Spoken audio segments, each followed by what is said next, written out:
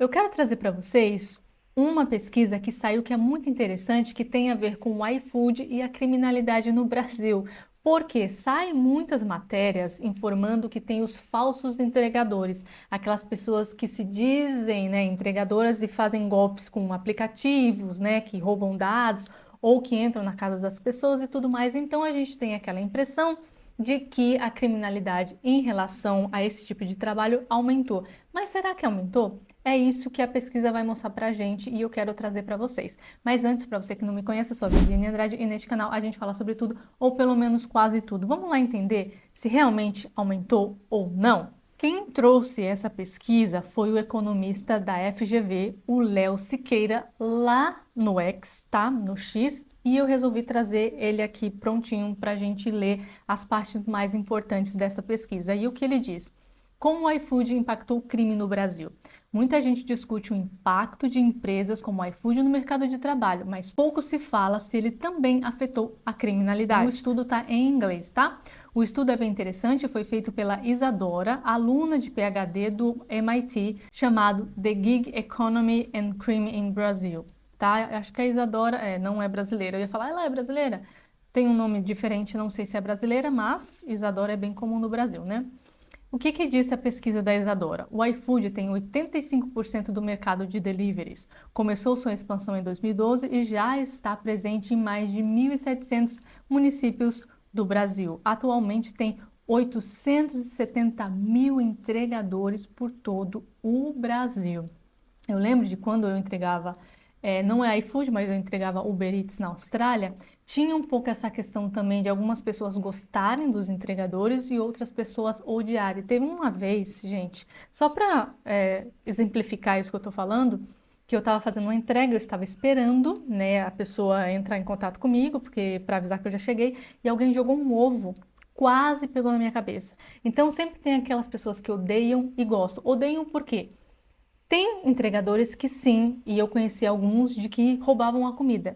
Eles simplesmente iam no restaurante, quando eles viam que era um restaurante chique, eles simplesmente falavam assim: "Ah, eu vou cancelar esta corrida porque hoje eu vou ter um almoço chique". Verdade? Isso acontece, tá? E eu ficava puta da vida quando eu via essas pessoas fazendo esse tipo de coisa. Mas também acontecia como eu de eu fazer uma entrega. Gente, eu fiquei uma vez uns 20 minutos tentando entrar em contato com a pessoa, né, perdendo horas de trabalho, porque eu não conseguia. Eu tocava a campainha e a pessoa não me atendia. Eu falava, gente, eu não quero ficar com essa comida, o que que eu vou fazer com essa comida? Então acontece às vezes as pessoas dormirem, saírem, eu não sei como a pessoa esquece. O fato é que teve uma ou duas vezes que realmente eu não localizei a pessoa e a comida acabou ficando comigo. Mas tem sim é, pessoas que fingem não encontrar a casa, ou realmente a casa era um pouco difícil de encontrar, mas as pessoas não se esforçavam tanto. Então, há essa coisa de pessoas que não gostam e pessoas que gostam de entregadores, né? Então, fica nessa questão. Mas na Austrália nunca foi porque usavam o trabalho de entregador para roubar ou cometer crimes. Não era isso. Era. No fato, roubar comida é cometer um crime, de certa forma, porque não é seu, né? As pessoas cancelavam de propósito brasileiros. Eu não sei outras pessoas, mas eu trabalhava com brasileiros, né? E eles faziam isso. Ficava puta. Cortei contato. Porque isso é absurdo, mas, né? Só para vocês entenderem como funcionava, pelo menos fora do Brasil, em relação a isso. E aí, continuando aqui, né? 30% dos entregadores estavam desempregados antes do iFood, o que era uma coisa ruim. 30% das pessoas não tinham nada para fazer, né? E aí essa criminalidade, claro, aumentava porque as pessoas precisavam fazer alguma coisa para conseguir emprego, né? E aqui, ó, é importante que eu coloquei que os entregadores eram de maioria homens, 97%, e abaixo dos 40 anos, 83%, e que não tinham escolaridade alta, no caso, a universidade, né? Tinham escolaridade baixa, 49%, tá? Achei importante trazer essa marcação aqui também.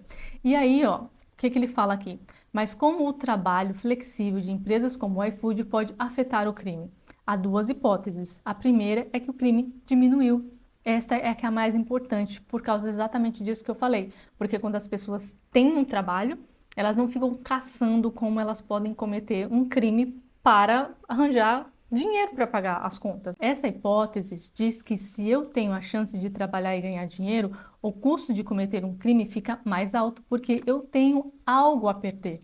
No caso, o trabalho, apesar dessa experiência que eu falei para vocês, de algumas pessoas cometerem, né, um delito básico, mas não deixa de ser, né? Porque você está fazendo de propósito, não é que a coisa aconteceu sem você querer, as pessoas faziam de propósito, né? Cancelavam. E mesmo assim, elas não tem como provar que as pessoas fizeram de propósito, né? Então é um delito pequeno, mas que não compensaria fazer um delito maior, porque você ia perder o seu trabalho, por exemplo, né? Mas tem uma segunda hipótese contrária. O crime aumenta, pois, como o trabalho de entrega se concentra em áreas de alto potencial, bairros ricos, por exemplo, isso poderia aumentar o crime nessas áreas, é o questionamento que as pessoas fazem.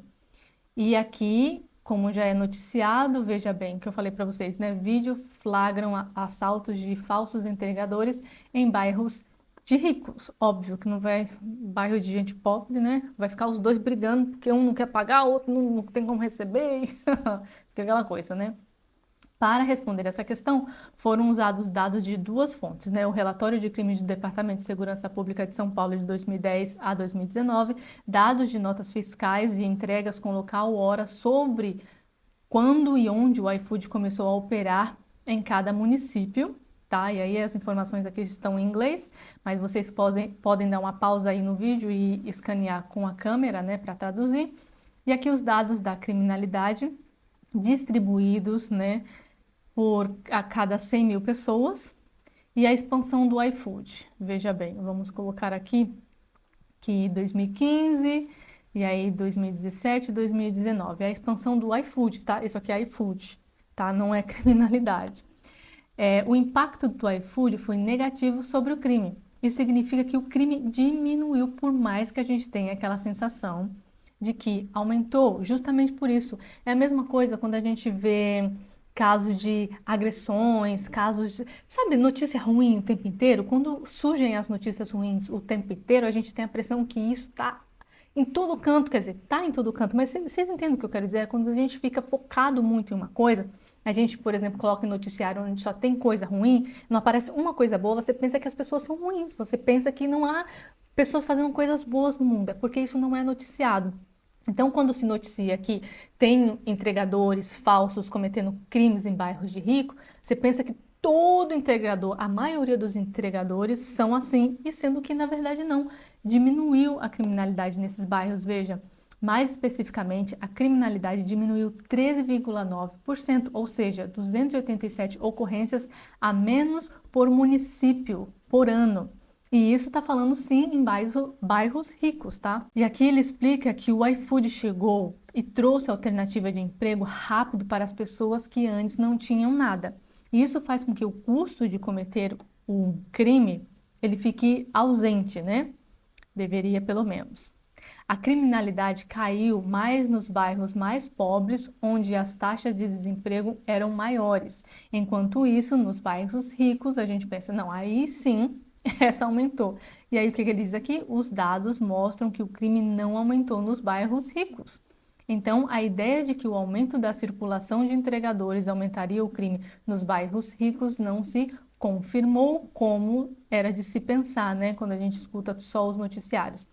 Ou seja, empregos de gig economy reduziram a criminalidade, aumentaram a renda, principalmente dos mais pobres. Enquanto isso, a Justiça do Trabalho resolve tomar atitudes como essa, no caso, né, ao meu ver, equivocadas. No caso do rapaz que diz que a Justiça do Trabalho impõe multa de 10 milhões ao iFood e determina registro de entregadores. Não só isso, né? Aqui também saiu uma matéria na CNN que o iFood vai recorrer da decisão que vincula os entregadores às horas de trabalho, à empresa, o que vai dificultar, por exemplo, a empresa a pagar, imagina, todo mundo de carteira assinada ou todo mundo vinculado a essa empresa. Eu sei que o iFood, né, ele foi beneficiado na questão da Covid, não pagou muitos impostos, mas assim, também se ele empregar todo mundo, galera, não tem como. A empresa não tem como se manter nessa lógica brasileira de pagar imposto para todos os trabalhadores. Com certeza, se isso acontecer, ela vai pagar o que ela deve, teoricamente, né, o que ela deve para os funcionários e vai fechar e falir. O que que vai acontecer? Todas essas pessoas vão perder o trabalho. É isso que essas pessoas cabeça dura do Brasil não entendem, que eles querem forçar. Eu não sei, parece que eles querem realmente que a empresa feche e que essas pessoas fiquem sem emprego, porque não faz sentido. Realmente não faz sentido ter atitudes como essa que estão acontecendo. Eu sei que está recorrendo, eu sei que essa situação está acontecendo desde o começo do ano, desde aquele movimento que teve lá dos entregadores irem na Câmara, debaterem e tudo mais, mas continua. Onde isso vai parar, não sei. O fato é que precisou ter uma pesquisa dizendo que foi melhor ter o iFood do que não ter o iFood. E para todo mundo, né? Porque às vezes quando tá chovendo a gente se ferra. Eu lembro, meu Deus, era o dia de mais entrega que eu fazia, mas era o mais doloroso que vocês possam imaginar, porque era frio. Você tinha o risco de cair, porque eu andava de bike, né? De moto talvez não, de carro beleza, mas eu fazia de bike, né? Não sei se tem muita entrega de bike no Brasil, né? Mas na chuva é terrível. Todo mundo quer ficar no quentinho, todo mundo quer ficar lá comendo, assistindo filme, enquanto o pessoal se mata lá fora.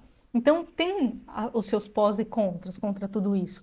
É por isso que a gente precisa organizar e ver como funciona da melhor forma para todo mundo, senão realmente fica complicado, tá bom? Então é isso, espero ter informado vocês um pouco mais. Um beijo, até a próxima e tchau!